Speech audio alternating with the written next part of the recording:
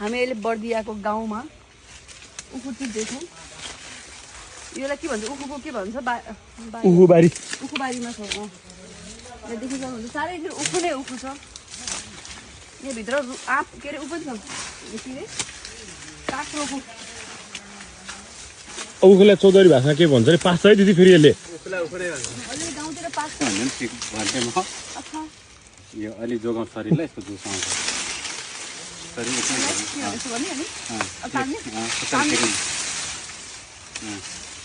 यहाँ खुट्टा राख्ने नभए तान्ने तान्नु मिलेन बरु तोड्न हुन्छ तान्न सक्छ।